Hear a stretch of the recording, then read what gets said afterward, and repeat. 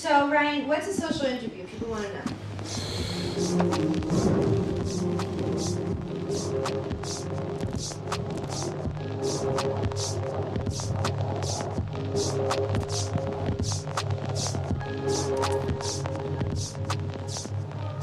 That's the real stuff. Like if I'm talking through, like, you know what I mean? Yeah. There's an aspect of this that is actually my favorite part, and I wanted to find a way to have a podcast but still bring in the real and things that I believe that kind of get overcasted with celebrity, overcasted with cameras and all that other shit. So I created this aspect called social interviews. To describe what a social interview is really an honest conversation with an individual you might know or you might not. The podcast, chances are, a lot of y'all are gonna know who they are. Social interview, chances are you won't know. And that's how I want it, because when you have conversations with people that aren't celebrity, aren't known, or the fact of the matter is aren't quote unquote successful in whatever they're doing, even in their eyes or society's eyes, for them to be real, to me, it holds a little more weight. And I think it connects us a little more. So these conversations, they're a lot more intimate to me. And the intimacy comes from the sense that they're more casual. I'm usually either sitting with the person one-on-one or they're over video. They're longer, which means more tangents can be expressed through memories, through stories, through experience. And I love a good story, so I like hearing them rock. The difference in how we actually release these productions is what makes them different. We don't release the video. We plan on releasing the audio. And as of right now, we're not even releasing the audio. This is where, for all the people who, if you're looking at the Instagram for these social interviews, you're seeing heavy design work around them.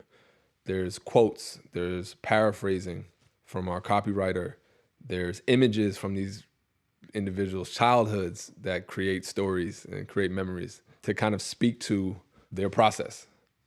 The way we publish or release these conversations is probably the biggest difference, of course, because we haven't released the audio or visual to these conversations. It's been intentionally very detailed and curated around pictures, quotes from the conversation, and these pictures and quotes are blended together by our team, in my opinion, beautifully done to be able to create an experience. Everyone has a foot in this and is involved in the process. If you're going to create a space for people to feel comfortable in building with you, then you keep that going. This is just a space that I'm trying to holistically create a vibe. And I think that the social interview aspect adds something to this experience called Profits in Process. I guess the name actually fits right now because it really does live only on social. We haven't released anything on any other feed outside of social media, but we do plan on changing that. And to give a little taste of what you'll get when we release the audio, I am going to release snippets of different social interviews. A little snippet, just a little bit. I actually want Gita to be first. Gita Khanna, artist, a manager, a friend, a daughter, a sister, and an entrepreneur. I've always had like a very folktale, like lore about like your lifestyle. Like, oh yeah, you ever heard about the tale of Gita? I think I actually learned the most in this social interview because she spoke about using different modalities as an ability to sustain, as an ability to create, as an ability to learn. And that's heavy. That's process to me. Because I was so in doing something that wasn't what I wanted to do, but I was doing it for that reason, I started like kind of like not even question if I was an artist anymore. Sometimes people get so caught up in this is how it has to look like. Do you know what I mean? This is what I want my life to be like. When they don't realize like it might not, where you are might be still building towards that. And I remember she used the key word throughout her interview of opportunity. and allowing something to be an opportunity for you, allowing an experience and allowing an experience to be an opportunity for you to grow or change or create. I'm an immigrant, so I'm efficient as hell. Like I can cook food out of anything. But there's also like I had to like supplement my income. I was working at Mac like 16 hours. I would do shoots, and then, I got an opportunity to work in a strip club, to do makeup in a strip club. She spoke about her travels. She spoke about being an immigrant and coming to New York, the pressure of that, the family pressure. I was like, oh my God, like everyone back home looks at me like you're doing it. And then if they found this, it would just like put a shame on it. I had never been to a strip club before until like fast forward to me like blowing glitter on this girl's boobs. Like, yes, girl. And I was like, as I'm blowing it in my high mind, I'm like, if my family were to see me and my community, I'm like. She spoke to the hustle. When you're also pushing and you're being a hustler, the one thing about I think hustlers do is they pull out any skill that they have. Do you know what I mean? They pull out any type of like opportunity what they have. Like if I was doing makeup, I'm not just doing makeup. I know how to thread eyebrows because I grew up with that. You want me to shape your eyebrows? $10. You like that lipstick? Great. I work at Mac, so I'll give you some free here. $11. You know what I mean? You like that color? Here, $11. Like Geeta's conversation really did speak to the growth of an individual, the growth in thought, the growth in perspective, the growth in how you handle situations, how you handle people. For me, like it all started with makeup. That's my root. And that's something that I never went to school for. I just kind of self-taught. And it wasn't really for me about actually using makeup. I used to always be fascinated by the face when I was young. So like I would just see the skin and the face and be so inspired. So just makeup was a modality to create art. But being Indian, I was like, yo, that can't be my career. This is like frowned upon. And I was the smart one in my family too. New York helped me grow so much. Like I'd never seen a Hasidic Jew in my life. I didn't even know they were called Hasidic Jews. Do you know what I mean? The range and spectrum of jobs that she was working simultaneously explains how people can be many different characters simultaneously in many different spaces to do whatever is necessary to get them to where they want to go. That's what I'm telling you. Like if I'm portal jumping, it's so fast paced and like all these different countries and doing all these jobs like within such a short span, you also start removing like the very like the nitpicking details of stuff. Like you start seeing like people are people, whether you're a celebrity or you're a stripper, like 1,000%. Yeah. And that's what it was for me. I think that's also been part of my success, that I always just connected with people. It didn't really matter who you are. I would treat you the exact same. Geeta's conversation has the ability to tap in and touch anybody that's working through multiple career changes and has navigated many different spaces, and to feel like they are at a place where they are now finally coming home. And with that home for Geeta represents community within her business and building things that are literally bringing people together.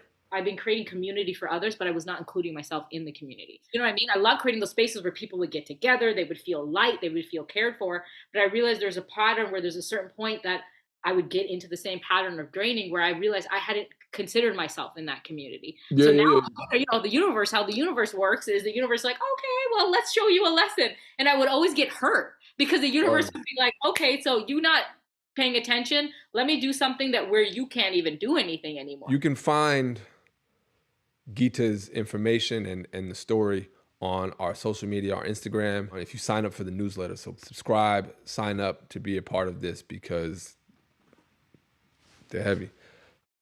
These are deep questions. This next one I'm going to speak about it was actually the first, it was the first one that we actually released. And it was Luke Abiol. And Luke is a good friend of mine, of course, but he's a brother that I've known for years, but I'm also learning now how much we are even more connected than I believed us to be. And he's a father, he's a son, he's a brother, he's an artist, he's a photographer. I guess he would say he used to be a musician, but he's all the things. I'm mostly a dad. Ooh, my man. And just trying to excel at being that. Everything else is periphery. How would you say in the process of fatherhood, your personal constitution has changed?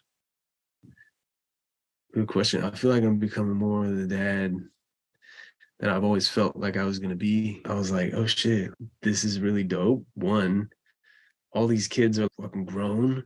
That's crazy. They have their own ways to them and they support each other and peeping all their dynamics as they become more of who they want to be.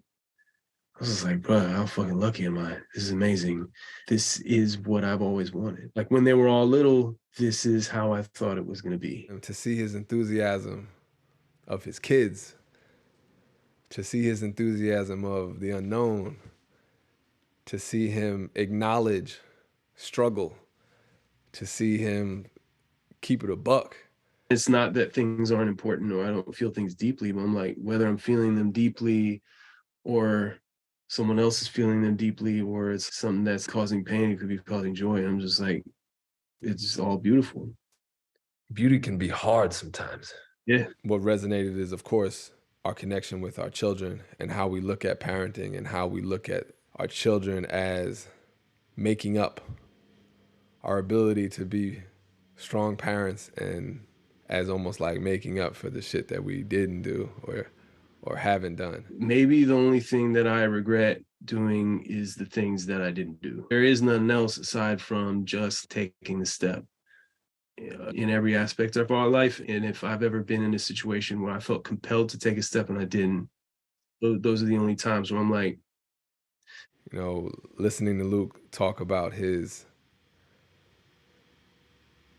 perspective on himself versus others, what he needs versus what he gives, it's very relatable for me. And I think a lot of times with all of us, we do struggle with that in regards to, you know, doing for others as opposed to doing for ourselves and vice versa, what that looks like and the honesty around that and why we do or why we don't, why we might do more for ourselves than others or why we might do less for ourselves than I others. enjoy what that path gave me. I appreciate that what I was everything gained from that path, but it doesn't necessarily mean I'm gonna do the same thing. it is that thing, right? In order to learn, we gotta kind of like, I don't mean in a reckless way or being careless or destructive, but things break, man. You know, with Luke, one of the questions that came to mind was how and where do you direct your energy? We all have roles in our everyday world, but sometimes we might feel more or less connected to a particular role that we have. We might feel forced to be in a particular type of role. If I have any perception of who I am, that's also creating an expectation that I'm going to be and do and think a certain way. I feel like there's expectation, but then there's also a level of acceptance where literally anything can happen. We can literally do fucking anything at any moment. And for me, accountability is maybe more important than setting the expectation. Am I looking for change? Am I looking to create a different role? Am I looking to add on to how do I upgrade a role? How do I become better? How do I become more efficient in a particular type of role? It's theory until we find ourselves in the situation that is the scariest. And then it becomes practice. And then we see what the fuck we're made of. Then we have to find a way to work through it. Or I have to find a way to work through it. I just got to commit to honoring how I feel, but not being in anyone's way. He spoke to trusting your capabilities and trusting what you receive based upon your capabilities. I've always felt like I've felt confident for a long time, but then that too is a process, right? Where you're like, how does your confidence do in this situation? Sure. How does your confidence do when you're around these people? How does your confidence do if you got your ass kicked? Right? Yeah. And figuratively, literally, how does your confidence do with a broken heart? All the things.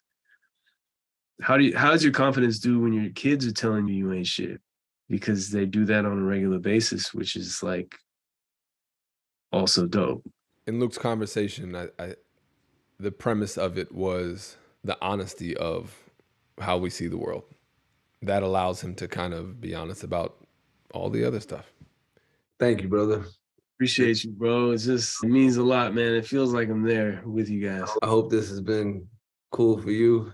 Bro, it's been the best, man. I'm like, just like setting up time to talk on a video call is a very rare thing. So I'm glad we did it.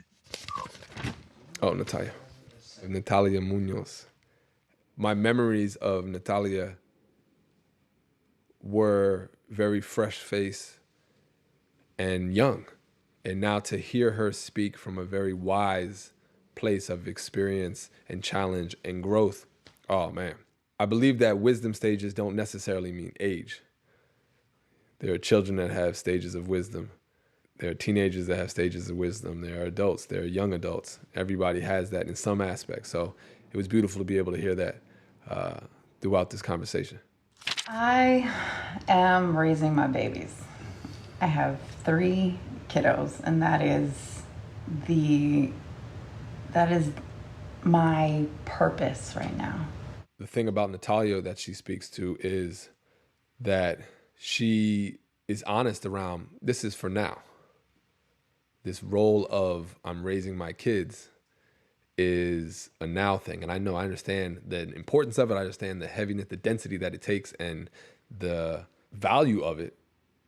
But I'm not confusing that, this is a full-time it will be a forever thing. The forever is however long it lasts. I'm not going to be raising them forever. I have this opportunity that they need so much of me right now. And I just know that, like I said, my oldest just turned 10 and I can already see the way she's moving away from leaning on me. She then speaks to, and I think right now specifically, this is really important for a lot of women who are feeling the pull in either direction of whether it is career or motherhood. We're in a place where, because of the dynamics and the paradigm shifts in regards to patriarchal societies and how we're literally letting go of so many different ideologies on how things have to be done. Society tells you, oh, well, you should be able to know what to do, or you should do this direction. And if you don't feel that way, maybe you're ostracized, or maybe you're looked upon as if like, nah. And I think that specific to her example, Natalia speaks to the fact that she was in a space where so many women are now career-based and career-focused. She is almost working in a direction where she said, I was basically somewhat told with all the opportunities now for women, why am I not more career-based? Why am I not more career-focused? And why I want to be with my children. And I think that there's just as much value in that, because she's now, from what is becoming the norm in women finding balance between these, between careers and home, her career is home right now. I feel like my expectations have changed. Obviously, like I said, I was a girl born in the 80s when the pendulum was swinging the other way. And I feel like in a lot of ways I was expected to be this, career woman, like the antithesis of what my mom was as the stay-at-home mom. Yeah. And so I feel like in a lot of ways I have shed that because I have created a different life than my peers. Yeah. Like I go through, what does a career mean anyway? Part of me would just love to be like a student forever.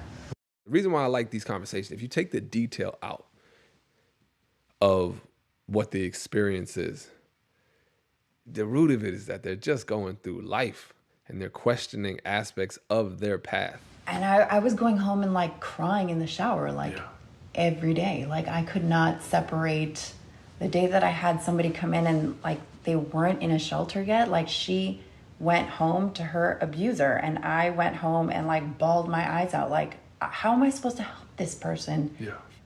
So I left the program. And I think like that, that like trajectory really affected, I'll say like my aspirations, I guess. Like I had come from like such a big name school and everybody blah blah blah, like oh Notre Dame, like it's all so impressive until I hadn't quite figured out that professional part of my life, I guess.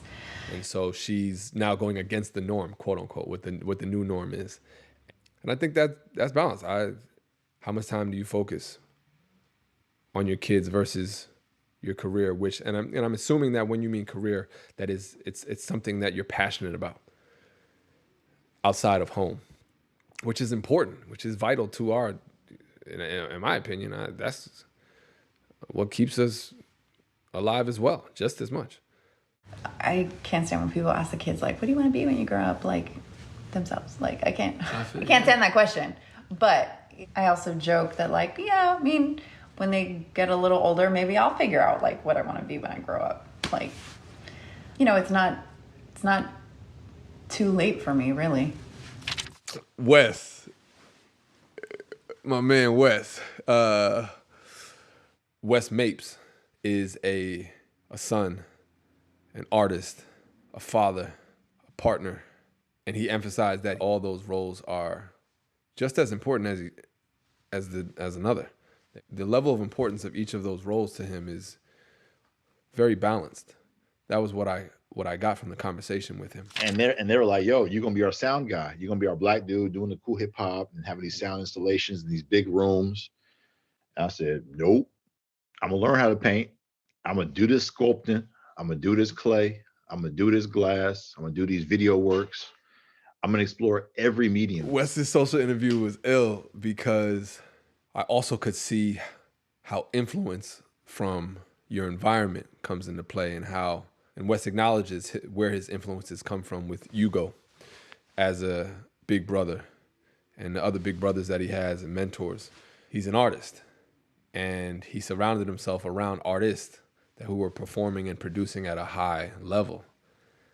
And he acknowledged that what that did was it created a spark, an energy to create, but also it created a moment of, I don't know if I can do this because the standard of what I've seen is so high.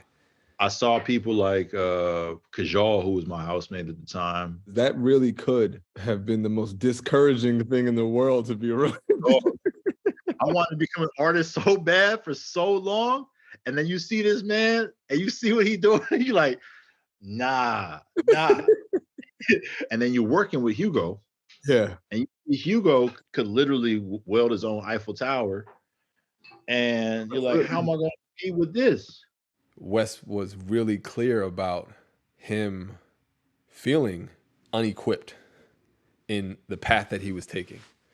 Feeling, and I don't want to say insecure, but having a moment of insecurity in relation to what he wanted to do versus what he has seen done. And I'm on my hands and my knees. My second son was just born. I'm on my hands and my knees. And my people in South Africa are calling, bro, you got a #1 record in South Africa. You got a #1 single. And I'm like, nigga, I'm out here making 15 euros an hour, bro, on my hands and my knees. I'm not like, what's that going to do for me? Then eventually it gets picked up and licensed and this and that. But then you have to realize it's like, I've always downplayed a lot of these things at my own, it's to my own detriment, you know? So I'm now realizing that when I'm on these construction jobs, someone was like, yo, Wes, you're an artist. And I was like, nah, man. Like I've seen artists. I live with them. I work with them. I need artists. Like whatever these people was doing, they just dicking around. Nah. And he's like, nah, bro, what you can do sound installations. You could build these environments and you could have sound. And I was like, wait, that's art. But then to go into detail to see what he was willing to do. And I think this is where, for Wes's conversation, Wes spoke to